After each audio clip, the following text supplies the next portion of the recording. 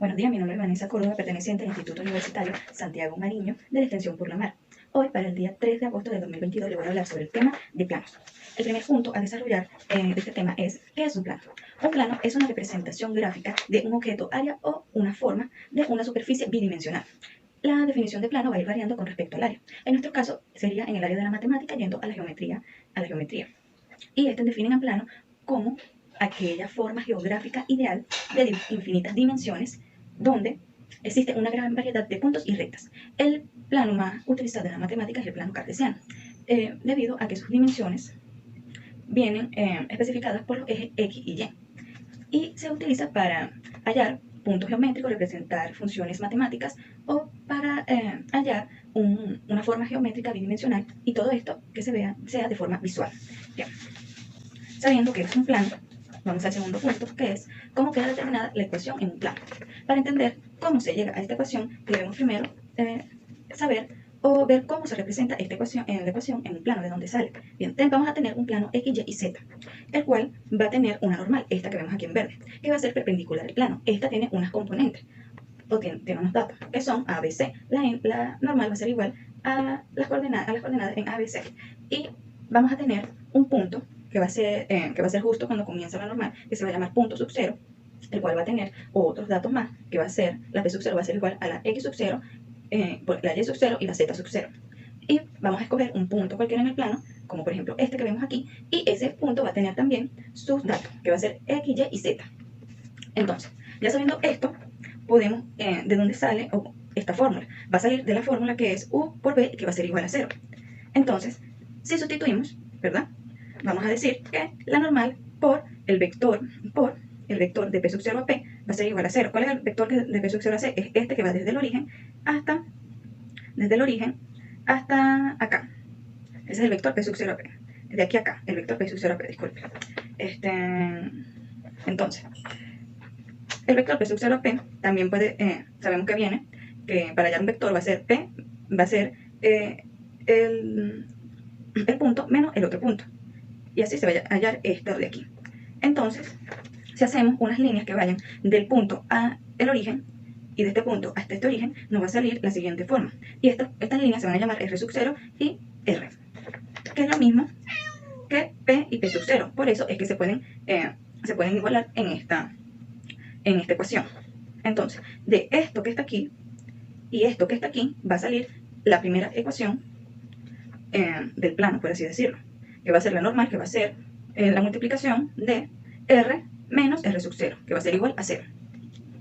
Y si comenzamos a sustituir cada uno de estos componentes, primero vamos a sustituir la normal, que son sus componentes, esto que está aquí, A, B, C, que va a multiplicar la R o la P, el punto P, que es este que está aquí, X, Y y Z, y eso va a restar a las coordenadas en el origen, que son X sub 0, Y sub 0 y Z sub 0. Y eso va a ser igual a 0. Haciendo los diferentes procedimientos matemáticos, multiplicando, restando y todo lo demás, se va a llegar a esta fórmula. Y así es como se determina la ecuación del plano. Bien, ahora pasemos con el siguiente punto, que es las diferentes ecuaciones del plano, y junto con esto, para solventar dos puntos que nos pidieron, vamos a definir las ecuaciones del plano y vamos a dar un ejemplo. Bien, el ejemplo que voy a utilizar es el siguiente. A va a ser igual a 1 en X, 1 en Y y 1 en Z. Vamos a tener dos vectores, un vector llamado U, que va a tener punto en X 1, en Y va a tener punto menos 1, y en Z va a ser 1. Y el vector B, que va a ser igual a, en el punto X 2, en X va a ser 2, en Y va a ser 3, y en Z va a ser menos 1. Ahí lo tenemos. Entonces, ¿cómo se definirían cada una de estas ecuaciones? Primero tenemos la ecuación vectorial. La ecuación vectorial se va a definir de la siguiente forma. Primero, la ecuación vectorial va a ser la suma de todos los componentes, así de esta forma, de esta manera, que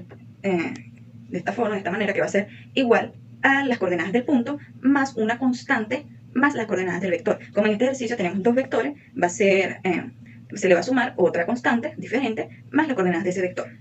De esta forma se definiría la ecuación vectorial. Entonces, empezamos. Las coordenadas X, Y, Z van a ser igual, o sea, la ecuación vectorial va a ser igual a las coordenadas del punto, que son 1 en X, 1 en Y y 1 en Z, aquí los vemos, más una constante que puede ser cualquiera, aquí yo puse μ, que va a ser igual a las coordenadas del vector, que son estas de aquí, 1 menos 1 y 1, más otra constante, que esta va a ser lambda.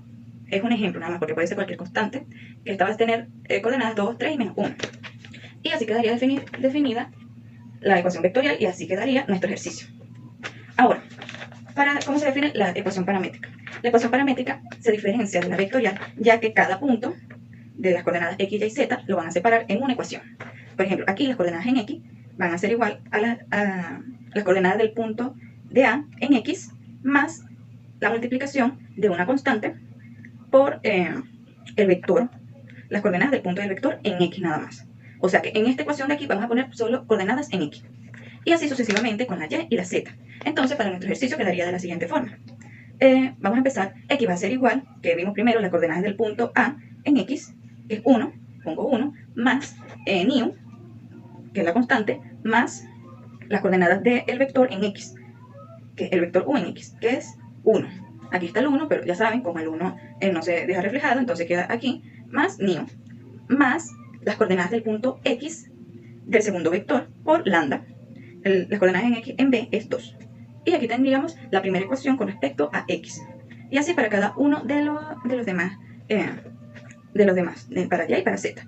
Aquí vemos, comenzamos a sustituir 1 por menos lambda. ¿Por qué? Porque aquí en el vector u en y es menos negativo.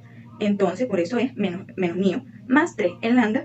¿Por qué? Porque las coordenadas de y en el vector b es 3 y queda de la siguiente manera. Y para z sería casi lo mismo, solo con las coordenadas z. 1, 1, más 1 del vector u, aquí, menos 1, que vendría siendo el menos 1 de esto de aquí, del vector b en las componentes en z.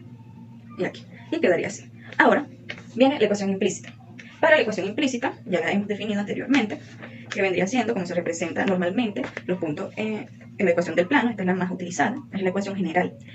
Lo que queremos es que los componentes que tenemos aquí del punto y los dos vectores sean reflejados de esta manera. Entonces, ¿qué vamos a hacer? Vamos a utilizar una matriz. Vamos a poner nuestros componentes en matriz. Vamos a agarrar primero los componentes del vector u en x, y, z y lo vamos a poner en una columna, en la primera columna. Y igual vamos a hacer con los componentes del vector b, pero en una segunda columna. Para el punto sí sería diferente. Para cada componente del punto, para el componente x, y, z, vamos a agregar la letra x menos la componente en x, vamos a agregar la componente y menos la componente en y del punto, y igual para z, va a ser z menos la componente en z en el punto A. Y nos quedaría una matriz de este estilo. Resolviendo, después de esto vamos a resolver la matriz y toda esa serie de cálculos matemáticos y nos va a dar como respuesta esto de aquí. Ok. Ahora para nuestro último punto se va a explicar cómo la posición relativa de los planos. Ok. Esto tiene varias situaciones.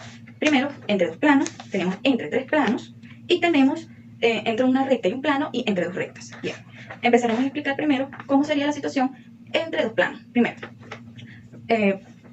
para definir las situaciones, habría una situación cuando serían coincidentes, cuando serían paralelos y cuando serían secantes. Cuando dos planos son coincidentes, quiere decir que bien el plano es el mismo, o sea que tienen la misma distancia, los mismos ejes, o sea, el mismo tamaño.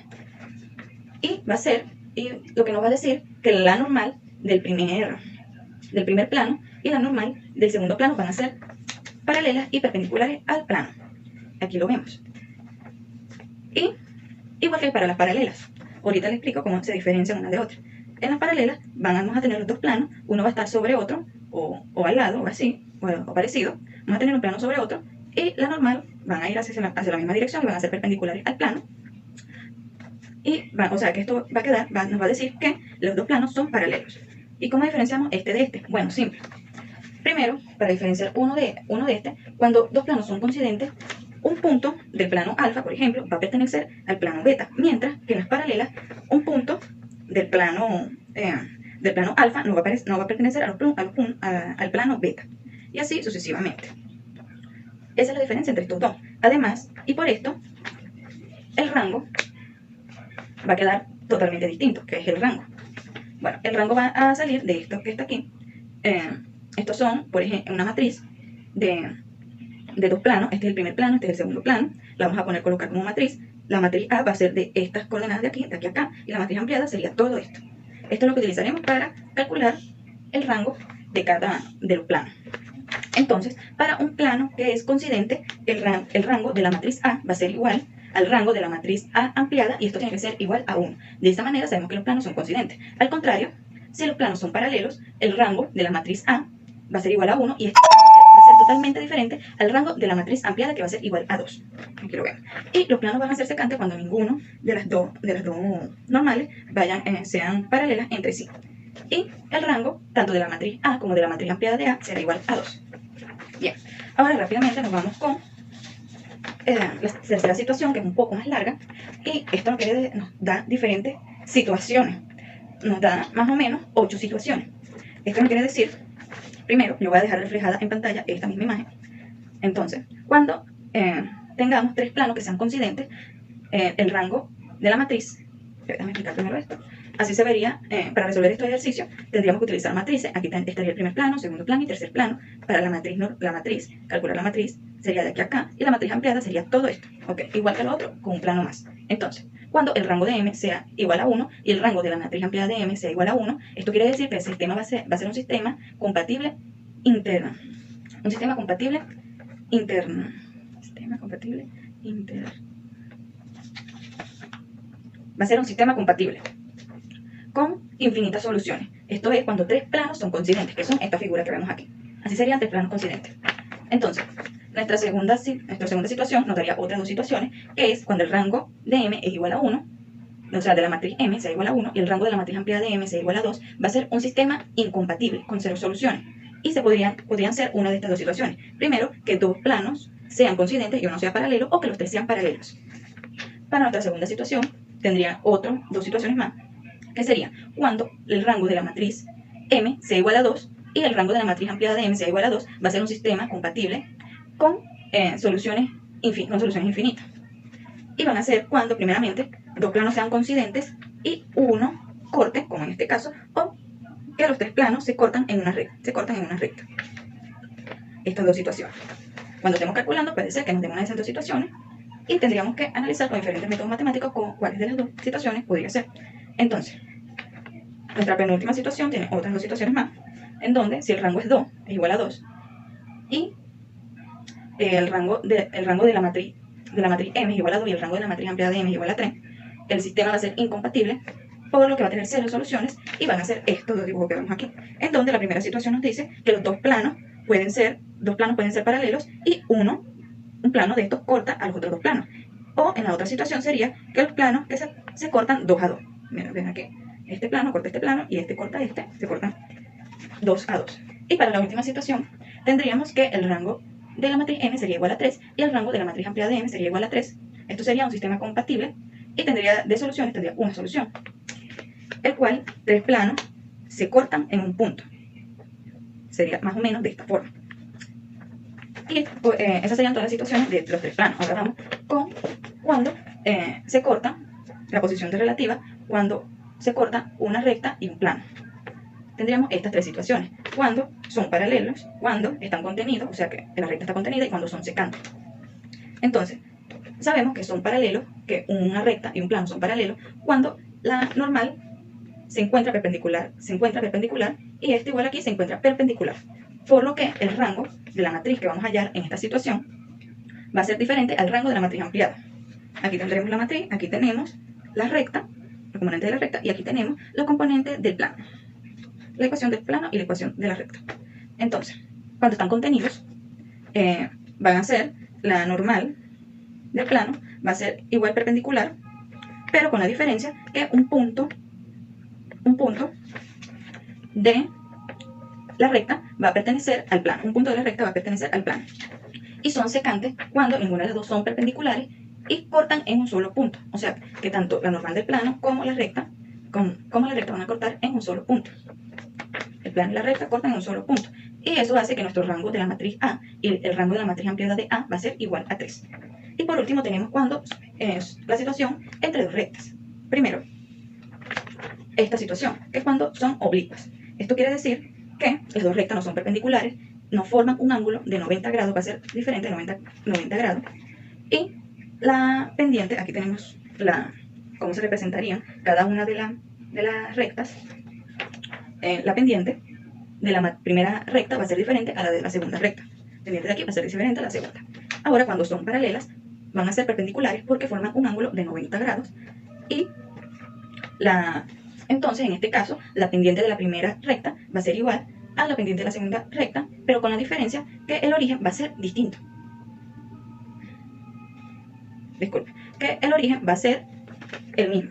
O sea, el origen del primero va a ser igual al origen del segundo. Y para las paralelas, en este caso sí, cuando las dos rectas cuando las dos rectas sean paralelas, van a tener, la pendiente 1 va a ser igual a la pendiente 2, pero con la diferencia de que el origen va a ser distinto. O sea, cuando dos rectas tengan cierta distancia, aquí se van a cortar en un punto, pero va a tener un ángulo diferente, y aquí se van a cortar en un punto, van a tener el mismo origen posiblemente, y van a tener un ángulo de 90 grados, o ángulos rectos. Bueno, eso sería todo por mi exposición. Gracias por escuchar.